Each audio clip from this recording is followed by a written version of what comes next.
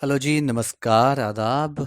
और आज पर्सनालिटी की थ्योरी में जो हम आगे पढ़ने वाले हैं उसके बारे में हम पिछली वीडियो में डिस्कस कर चुके थे कि हम आइजेंक की पर्सनालिटी की थ्योरी पढ़ेंगे। पर उससे पहले मैं थोड़ा सा आपसे पूछता हूँ।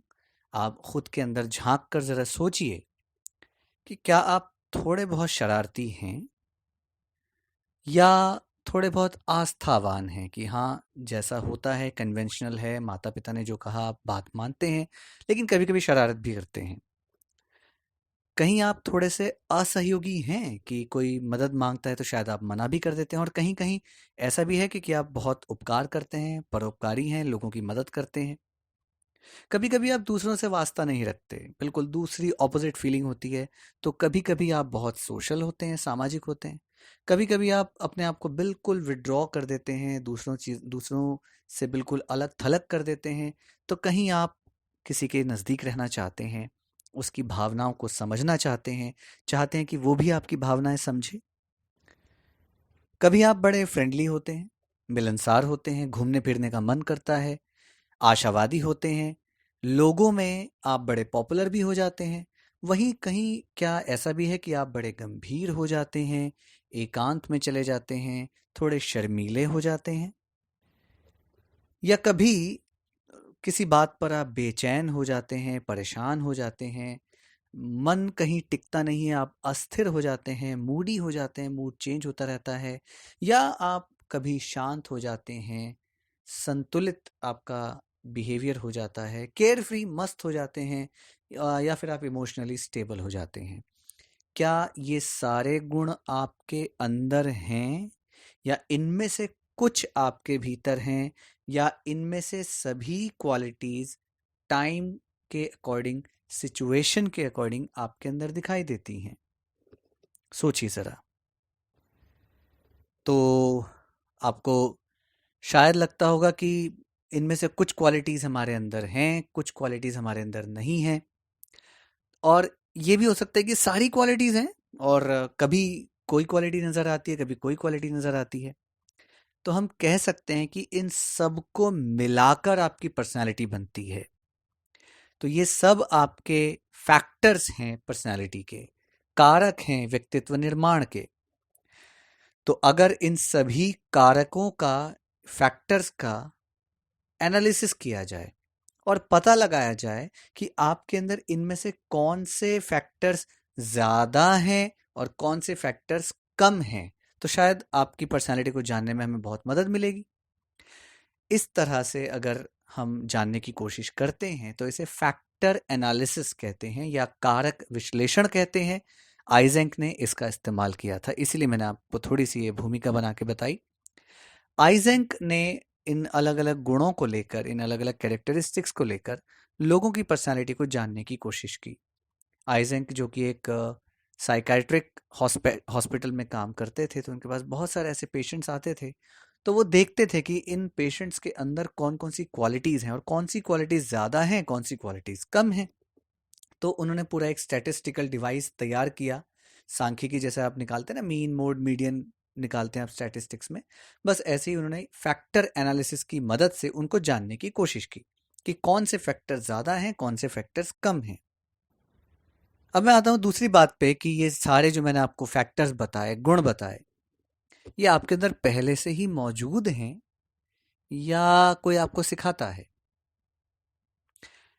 कोई आप सॉफ्ट सा सॉन्ग सुनते हैं तो आप बड़े शांत हो जाते हैं, यानी कि शांत होने का गुण आपके अंदर है। गाना सिर्फ एक मीडियम है। कहीं पर आपने कोई खून खराबा देखा, विभत्स रूप देखा, मार काट देखी, तो आप बेचैन हो जाते हैं। तो यानी कि बेचैनी आपके अंदर पहले से थी, सिर्फ उस दृश्य ने, उस खतरनाक सीन ने उस फीलिंग को जगाया। तो यानी कि हम सभी अपनी पर्सनालिटी में जो डिफरेंसेस हैं, इनको लेकर पैदा होते हैं, और यही हमारा टेम्परामेंट है, स्वभाव है, जो हम अभी पीछे की वीडियोस में पढ़ते आ रहे हैं। तो आइजेंक ये कहते हैं कि पर्सनालिटी में ये सभी डिफरेंस हमारी जेनेटिक इनहेरिटेंस की वजह से होता है। यानी ये हमें वंशानुगत विरासत से मिली है। जैसे शेर है, शेर आक्रामक होता है, पैदाइशी होता है, पैदाइशी आक्रामक होता है। बत्तख के बच्चों को तैरना नहीं सिखाते, वो पैदाइशी तैरना सीखती है। तो ऐसे ही हमारे अंदर ये जो गुण हैं, ये पैदाइशी होते हैं और बस सिचुएशन के अकॉर्डिंग ये सामने आते हैं। तो हम कह सकते हैं कि हमारी पर्सनैलिटी में ये जो कुदरती जो देन हमें मिली हुई है, यही हमारा स्वभाव है। तो अभी हमने आइजेंक के बारे में 2 बातें जानी। एक, कि ये जो हमारे फैक्टर्स हैं, हमारे जो गुण हैं, ये हमारे वंशानुगत हैं, हमें हेरिटेंस में मिले हैं, जन्मजात हैं, पैदाइशी मिले हुए हैं। दूसरी बात कि आइजेंक ने लोगों के इन्हीं गुणों का विश्लेषण किया, इन्हीं फैक्टर्स को एनालिसिस किया और वो मेथड कहलाया फैक्टर एनालिसिस। इन सारी चीज़ों के बाद उन्होंने जो एक थ्योरी तैयार की, एक मॉडल तैयार किया, उस मॉडल को हम कहते हैं pen model, PEN, pen model. अब इस पेन में P क्या है, E क्या है, N क्या है, इनको हम एक एक करके समझेंगे। साथ ही साथ पिछली वीडियो में हमने देखा था कि जैसे एक्सट्रोवर्ट इंट्रोवर्ट हमने पढ़ा था, तो हमने साफ तौर पे देखा कि एक्सट्रोवर्ट का ठीक उल्टा होता है इंट्रोवर्ट। तो आइजेंक ने भी उन्हीं कुछ बातों का ध्यान रखा और इस पेन मॉडल में ये जो 3 शब्द आते हैं PEN, इनके ऑपोजिट भी इन्होंने कुछ विलोम शब्द दिए। तो हम उनको एक एक करके जरा देखते हैं। तो पेन मॉडल का पहला अक्षर है P for psychotic. Psychotic psychotic अब देखिए ना, जब आप किसी को कहते हैं यार वो तो बड़ा साइको है, अब क्यों कहते हैं हम साइको है?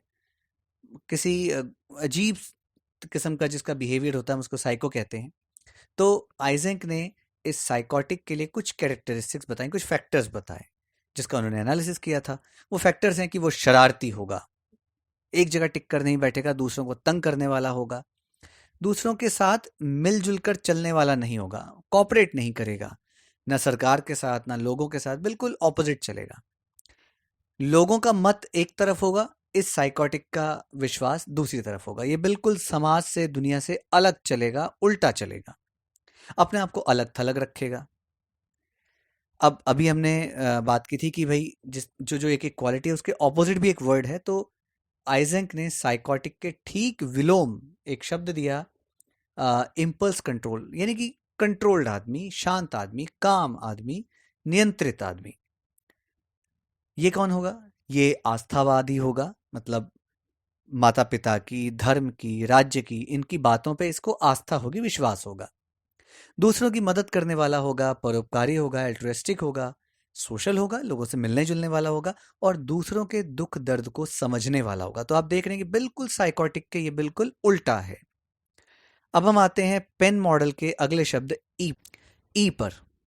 ई यानी एक्सट्रोवर्ट। ये समझना बड़ा आसान है, हमने पिछली थ्योरी में पढ़ा भी था, युंग वाले जब थ्योरी को हम डिस्कस कर रहे थे। तो एक्सट्रोवर्ट का मतलब होता है बहिर्मुखी। ये बड़ा मित्रतापूर्ण होगा, लोगों से मिलेगा, मिलनसार होगा, फ्रेंडली होगा, बाहर घूमने फिरने का शौकीन होगा, लोगों के साथ या घूमने का बड़ा इसको शौक होगा, चलो यार दोस्तों कहीं घूम कर आते हैं। अकेला कहीं जाना पसंद नहीं करेगा। ऑप्टिमिस्टिक होगा, आशावादी होगा, जीवन को लेके बड़ा पॉजिटिव एटीट्यूड होगा, लोगों में बड़ा मशहूर होगा, लोकप्रिय होगा, लोग इसको जानते होंगे, पहचानते होंगे। और ठीक इसके उल्टे फिर से वही बात आती है कि इस मॉडल के हर एक शब्द का, हर एक अक्षर का एक एक ऑपोजिट पर्सनालिटी भी है, ऑपोजिट गुण वाला व्यक्ति भी है, वो है इंट्रोवर्ट। तो इंट्रोवर्ट कौन होगा? बिल्कुल गंभीर होगा, घुन्ना होगा, क्वाइट, रिजर्व्ड, अकेले रहना उसको बहुत पसंद होगा, शर्मीला होगा, अपनी बातों को ठीक से एक्सप्रेस नहीं करने वाला होगा। तो हमारे पेन मॉडल के 2 अक्षर हो गए, P for psychotic, E for extrovert. जी अब आते हैं न्यूरोटिक पर। न्यूरोटिक व्यक्ति क्या बोलते हैं उसको? दुखी आत्मा। हम लोग जनरली इस तरह का इडियम यूज़ करते हैं कि ये बड़ी बेचैन आत्मा है, परेशान आत्मा है, एक जगह टिक कर नहीं बैठता है, हमेशा बेचैन परेशान रहता है, इसको कितना समझा लो दुखी रहता है, दुखी आत्मा। तो न्यूरोटिक बात बात पे परेशान होने वाला, एंग्शियस, बेचैन रहने वाला, अब क्या होगा, अब क्या होगा, सैलरी लेट आ रही है, लॉकडाउन बढ़ गया है, हम राशन नहीं मिल रहा है, खाने को नहीं मिल रहा है, लाइट चली गई, उफ अब क्या होगा। हमेशा बेचैन रहने वाला, अस्थिर, अनस्टेबल।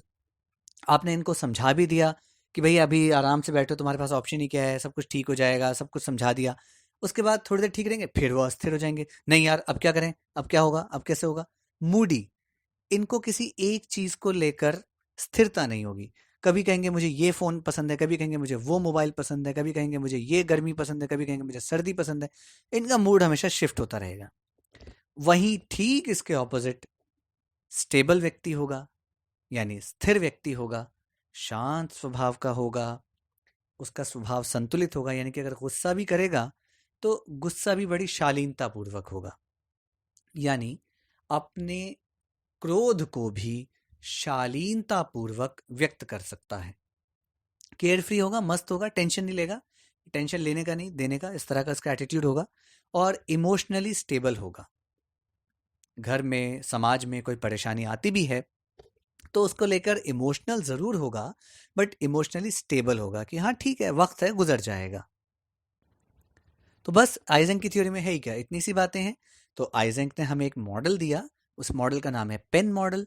पेन मॉडल के अक्षरों के जो PEN है, इनका मतलब है साइकोटिक, एक्सट्रोवर्ट और न्यूरोटिक।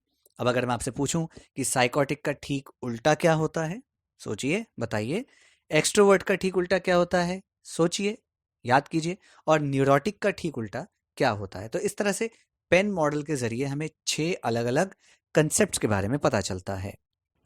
साथ ही हमने जाना कि इन 6 तरह की कैरेक्टरिस्टिक्स के लिए बहुत सारे फैक्टर्स हैं जो हमारे व्यक्तित्व में होते हैं। हम इनको लेकर पैदा होते हैं, लेकिन परिस्थितियों के अनुसार हम इनको एक एक करके दिखाते हैं।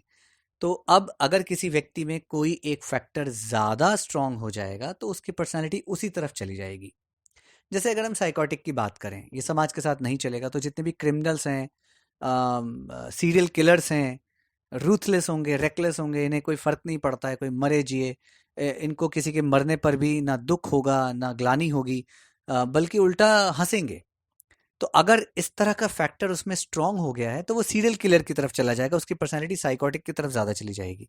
बट कुल मिला के सच कहूँ तो ये सारे फैक्टर्स हम सभी के अंदर मौजूद होते हैं, केवल परिस्थितियाँ हमें किसी एक फैक्टर के लिए ज़्यादा इंक्लाइंड या झुकाव पैदा करवाती है। तो हाई हाई आइजेंक ने हमें पर्सनालिटी के इन अलग अलग डिफरेंसेस के बारे में बताया, फैक्टर को एनालिसिस करने का तरीका बताया, और कितने तरह के मॉडल्स हो सकते हैं, कितने तरह के पर्सनालिटीज़ हो सकती हैं, उसके बारे में बताया। अगली वीडियो में आप सुनेंगे सिगमंड फ्रॉइड की पर्सनालिटी के टाइप्स के बारे में। बहुत इंटरेस्टिंग है। एग्जाम में ये तो एकदम 100% पूछा ही जाता है, पर्सनालिटी से रिलेटेड जब क्वेश्चन आता है तो सिगमंड फ्रॉइड को ना इंक्लूड करें ऐसा बड़ा मुश्किल होता है। तो अगली वीडियो में हम सिगमंड फ्रॉइड की पर्सनालिटी की थ्योरी पढ़ेंगे। बहुत इंटरेस्टिंग है।